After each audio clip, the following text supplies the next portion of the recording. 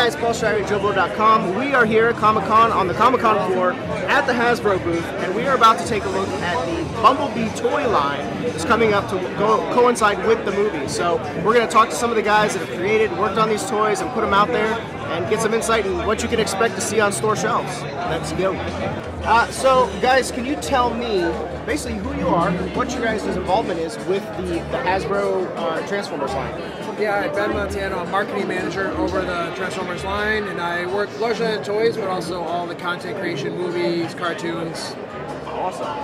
Hey Paul, I'm John Warden. I'm a design manager at Hasbro. I work on the design and development of the Transformers product line, but more specifically the more complex products that are kind of geared towards 8+ and the Generations toys.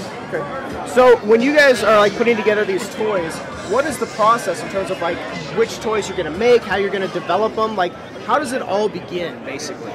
You know, and honestly, as John said, he works on Generations. Every line is different, and they started in a different place. The Bumblebee movie line, as we'll show you in a minute, started with that character and the heart of that character. And John will walk you through just, you know, how he's a very vulnerable character, but he's a heroic one, and that really was the inspiration for that toy line. As we look at our Generations line, there's a rich, deep story universe there with tons of great characters, and each character has a purpose in our story. We're telling new stories, and that drives a new aesthetic, a new play pattern. So it really is catering to just the new stories, characters, and having some fun with it.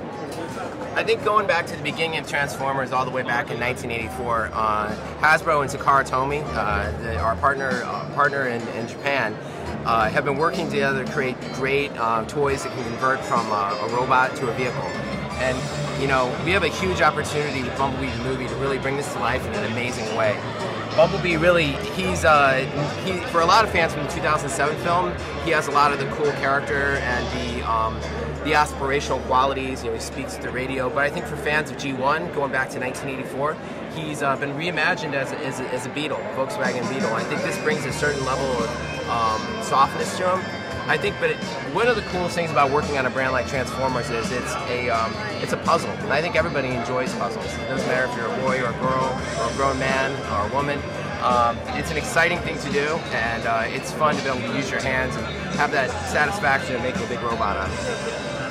Yeah, John, we talked to John Cena the other day, and he actually was on the panel as well. And he had said, like, having a Transformer was like having two toys. And for him as a kid, it was like because you had a robot and then you had a vehicle as well. So I think that's always been a great appeal for Transformers, that you have these two worlds. So what's it like for you guys to create those two pieces of that puzzle?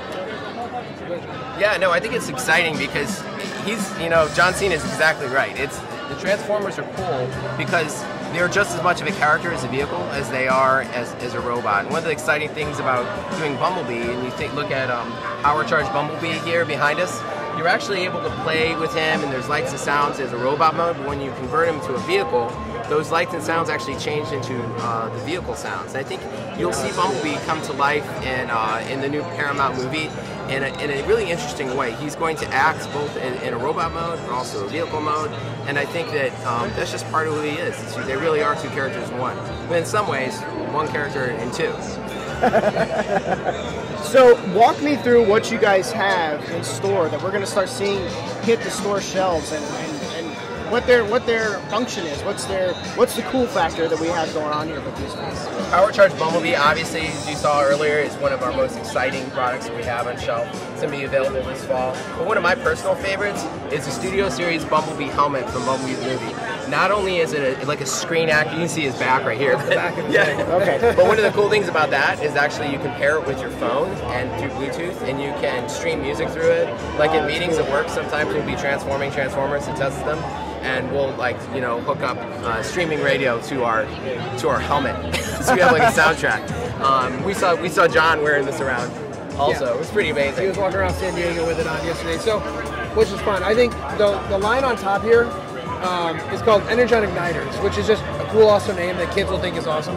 But what we want to do is infuse that fuel of Transformers, Energon, into a cool product like we've never done before. So you get your awesome robot, you convert your vehicle, when you pop in this igniter, it actually exposes these awesome weapons and rocket boosters. It just basically jacks up your cars, and actually then they're powered your motions. You push down the igniter and they'll drive off. So we really wanted to find ways to bring the characters to life from the film and giving them this driving action was the way to do it. But again, exposing like robot parts and other things in the vehicle mode is, like John said, you start to reveal more who the character is in either car mode or whatnot. So when people joke, and John said more than meets the eye, like we're like, yeah, he said our line, it's great. But that is what's so cool about this line, that there's surprises every time. Like it's your play is constantly surprising.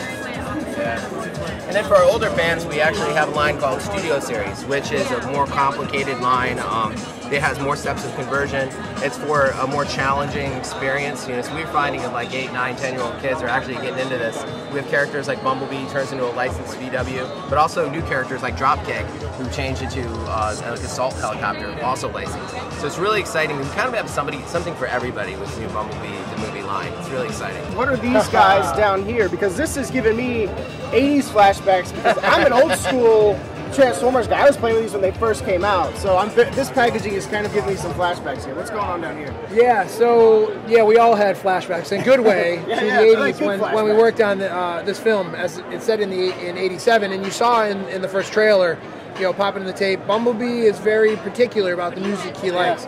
So this line will be a target this fall. It's called Bumblebee's Greatest Hits. So he helped us choose this, and although he may fight in Soundwave in real world, I think he respects his taste in music as well. So we're actually reintroducing a Soundwave we just did a couple years ago, but we did some changes to it to really give an 80s nod. So the speaker fronts really will bring you back to the boombox that you may have walked around with on your shoulders in the park back when you were a kid. It comes with some cool cassette that you can pop out, eject it as well. Awesome. Oh, and the cassettes. So then we'll have a separate. Yeah, we'll have a separate. So I'll have a separate pack of the 3 cassettes that do convert into 3 of the cassettes that you would have remembered from the 80s, and you can actually pop them into Soundwave and eject them. Oh, those are the best. Yeah. Awesome. But if you really, really like the 80s, we've got a really, really exciting news here at San Diego Comic-Con. We're partnering with Walmart to bring back the original G1 Transformers. I'm talking the ones with die-cast metal, the Mini-Bots, Hot Rod, Starscream, Devastator. Not only are in some cases the original tooling, the old molds, bringing back to the store, but all like retro packaging. So we'll be able to go to the toy store and see like actual retro Transformers at Walmart. It's gonna be so exciting. So guys, check this out. Not only do you have the Power of the Primes characters up here, they actually are kind of extra articulation. You get Terracons and things like that. But fans of the original stuff, the G1 stuff, we've got reissues of the original G1 toys, right down to the die-cast metal, the heat-sensitive stickers, the reveal if it's an Autobot or Decepticon, awesome retro packaging, characters like Hot Rod, the Mini-Bots, and over here you even got Devastator. This is going to be really, really exciting because if you're like me, when you went to the toy store in the 80s, that was like a very, almost quasi-religious experience. It was really, really exciting. So I think parents now, and even if you can take people that you love to the toy store and have that magical feeling again, it's going to be very, very special. Only at Walmart this fall in celebration of Paramount's Bumblebee the movie. All right, so now aside from the movie Transformers, you guys also have even more Transformers coming out, and apparently this is the most popular one that's getting ready to hit the shelves. So tell me what we're working here with War for Cybertron, guys.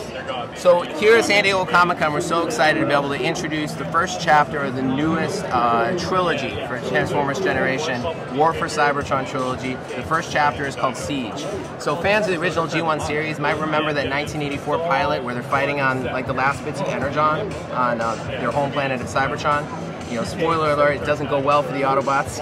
But this is that moment in time where they're kind of locked in battle for the last bits of Energon. We brought this to life in a great new way. All cool new versions of the characters that are based on their original G1 appearance with added articulation and this cool weaponizing feature that allows you to kind of build out your battleground on a shelf. And we also included something really, really special that we really actually never done before from a toy innovation standpoint. We have small characters called Battle Masters, and each one of you guys might actually, fans of G1 might remember these guys are like the Target Masters from back in the day. Each one of them comes with a small fire blast effect that allow you to try to customize and mobilize your army and make a really awesome display for your toy collection. Okay, so you guys also have a card game coming out. So tell me a little bit about this. Tell me who you are and what this is. Hi, I'm Drew Nolasco. I'm the brand manager for the new Transformers trading card game. This is the Autobot starter set. This is a action battler trading card game that really gets to a team of Transformers duking it out with another team of Transformers. One of the really interesting things about this is every single Transformers character card is this big, and they all convert from old mode to bot mode and back. So Cosmos here, the core mechanic of the game involves being in the right mode when you want to fight, and you drive combat through a deck of battle cards, which are these standard size playing cards.